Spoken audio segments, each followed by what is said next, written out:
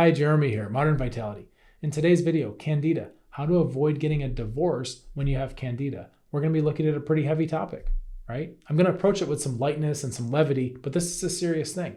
I've seen so many times people go through, they get an illness, right? They don't feel good. There's a lot we lose. We start missing out on all kinds of facets of life. And some of the things that get stolen in the process of going through these types of sickness can be our relationships, can be the closest people to us, right? We can lose that too. So this video, we're going to be doing communication strategies, tools, techniques, and different things you can start to incorporate in your life to try to prevent that from happening. All right, let's get started.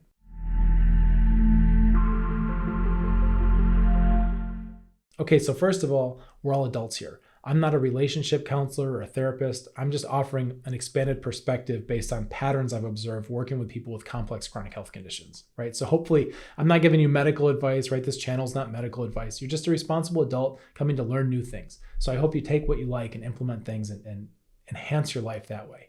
Now, secondly, before we get started too, I'm going to be talking about how people get when they get ill and how that can strain a relationship.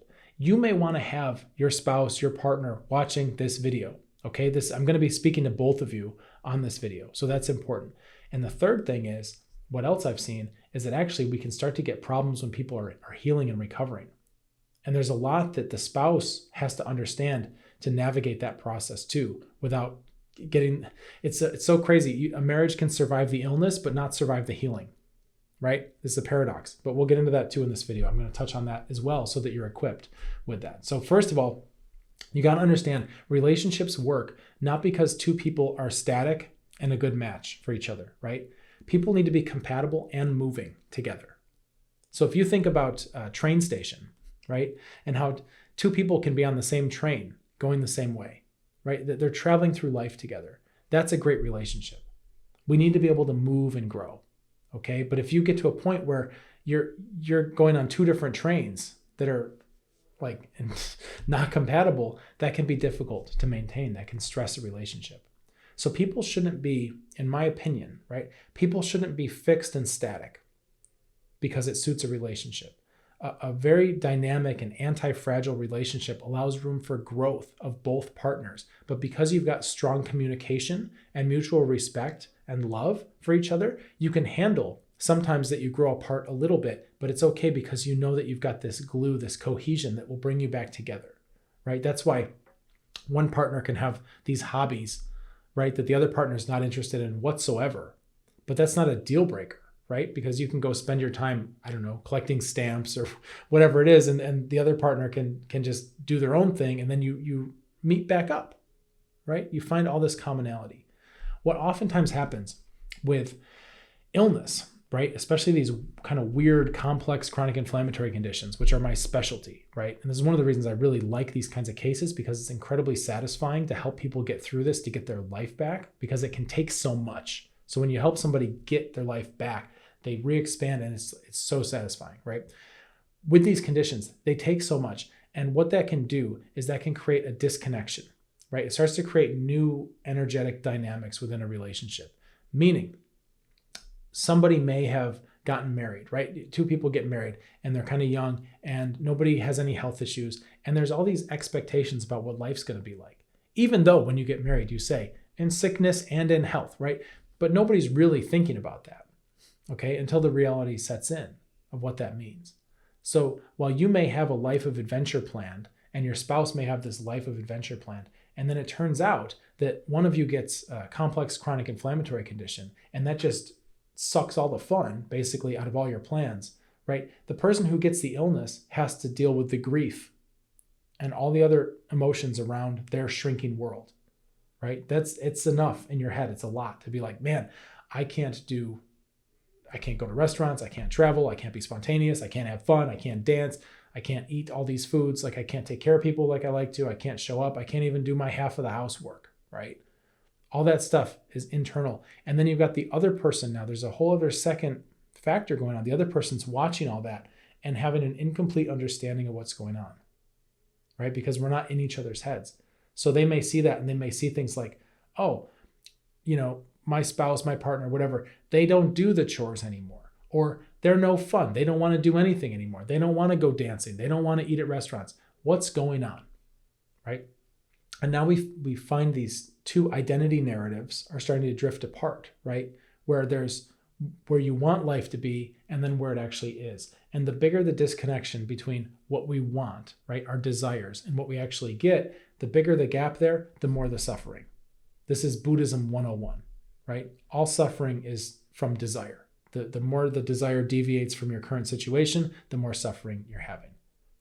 Okay, so that's all the peripheral stuff. I'm not even talking about the actual suffering of brain fog, fatigue, weird pains, insomnia, anxiety, no sex drive, right? Which that's a big one with relationships because, oh man, well, let's just go into that now then while I'm on it. The partner can project on that too. If there's no sex drive, all of a sudden the weird voices come in the partner's head like, oh, maybe they're not interested in me anymore. Maybe I'm unattractive. Maybe they're seeing somebody else. Right? All this kind of weird self-talk can start to erupt when really what's going on is the person who has a complex chronic inflammatory condition has no sex drive because all their body's resources are directed towards immune function and not reproduction. Okay, I've got other videos on sex drive and libido that explain this in depth.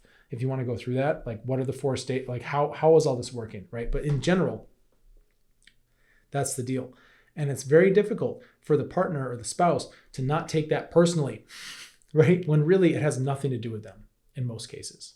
Of course, if there is an extramarital affair or something, I mean, most times that's not what's going on. Most times it's just strictly biology and the person is out of bandwidth. They don't have enough juice, right? To have that part going to have a strong libido. Okay. It's actually quite normal with the complex chronic inflammatory conditions, but nobody's talking about it, So you're left kind of wondering, are they having an affair? Are they unattracted to me? Right? And we get all these kind of weird dynamics. So the solution is to talk about it. The solution is to have open communication. The solution is to be able to have different types of strategies in your communication where you know that you can have a safe conversation, right? So there's so much to this, but I'll give you some things to think about. If the partner, the spouse, is wondering about the sex drive, right? Then the best thing to do is to already, before you have a sex conversation, is to have general conversations kind of defining the terms of how you're going to speak to each other, which I hope this video helps you do that, right? So you want to be able to say, hey, there's something bothering me.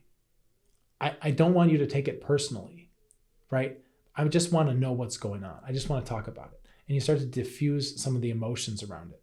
So you can create a safe container to have a conversation that's not triggering, right? And so the spouse can say, hey, I've noticed we're not having sex much anymore.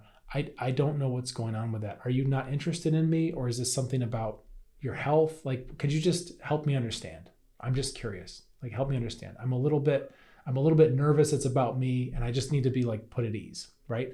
That's a whole different deal of coming into the conversation that way versus instead of talking about it at all and just making like weird remarks, offhand remarks that are hard to interpret, right? So you need to create a structure like, hey, this is a conversation I want to have. It's important. I love you a lot. You matter to me. And I've noticed this part of our relationship is changing. What's going on with that, right? Is it the guy on YouTube said that you would have less sex drive because you're having inflammation? Is that all that's going on, right? Is what Jeremy said, is that it? Or is there something more, Use me if you want, right? Make me the scapegoat for that. That's fine, right? Start the conversation up. You want to be able to talk about these things. You might be surprised what you discover about each other and about yourselves. And that process of talking and discovering will keep you from drifting apart. It keeps you closer. You're supporting each other. Okay, this is super important. So I talked about sex, but like that could be anything. Oh, we used to go hiking a lot. You don't seem to want to go hiking anymore. Do you not like hiking anymore? Do you not like spending, all day with me in the car and then hiking? Is it me? What's going on here?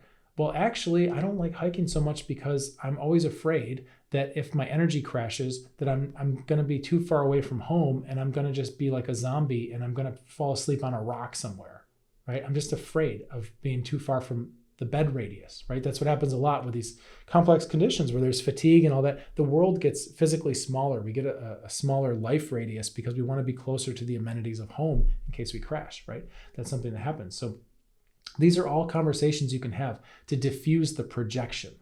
It's the projection that's the problem. Okay, the spouse or the partner doesn't know what's going on, so they conjure the worst case scenario. We're not having sex anymore. Are you cheating on me? right? You must be. Okay. This is all stuff that can be easily dispelled if you talk, if you communicate, if you connect about it. And especially if you try your best to not get upset and judge, right? Because that's what happens too, is like, hey, I want to talk to you about something. I notice we're not having a lot of sex. Is it about me? And then the other person gets offended by that, right? Well, how dare you think that? Nope. We don't want to do second order and third order people getting upset, right? So one person can have a problem. The other one's got to be cool and help them with it. That's a pretty good rule to use, right? If somebody's upset, then it's the other person's job to be stable and calm, right? And then usually you'll take turns, because then this one goes, oh, thanks for calming me down. Yeah, well, oh, okay, I'll calm you down next, right? That helps. So having relationships and navigating that is a skill, okay? It's a long time skill, and it gets better with practice, but you have to practice with each other. These skills will help you navigate illness and what it takes from you, right? The other thing too is that then you'll start to get into these patterns.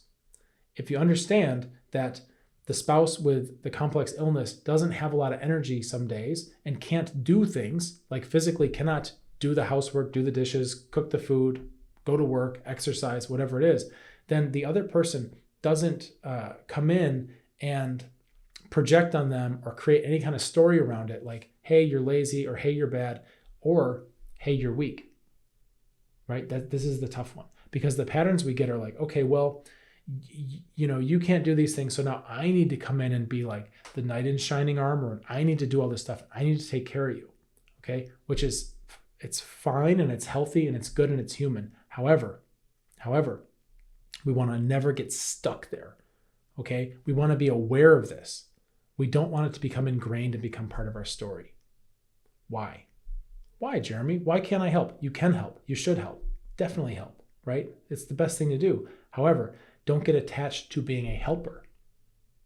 Don't fasten an identity around this, okay? Because the only reason this person needs extra accommodation is because they have a complex chronic inflammatory condition.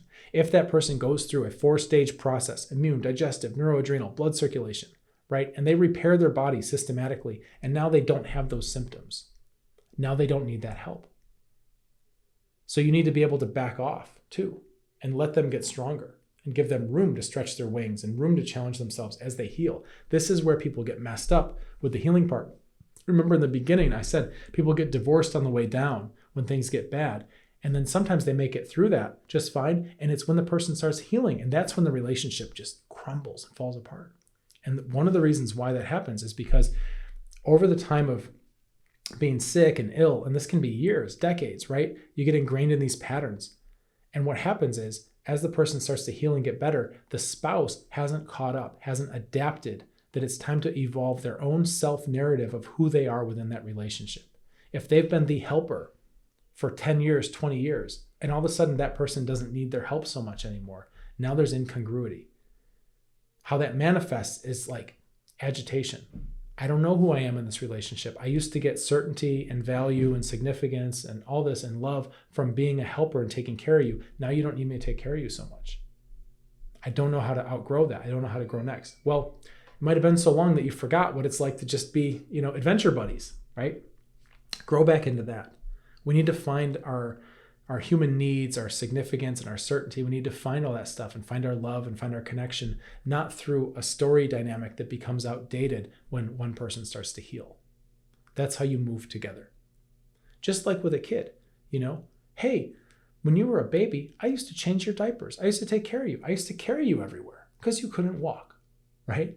And then your kid is like 16 and you don't look at your kid and go, well, I don't know who I am anymore because you won't let me put diapers on you. You won't let me carry you. You're 16. You want to drive a car, right?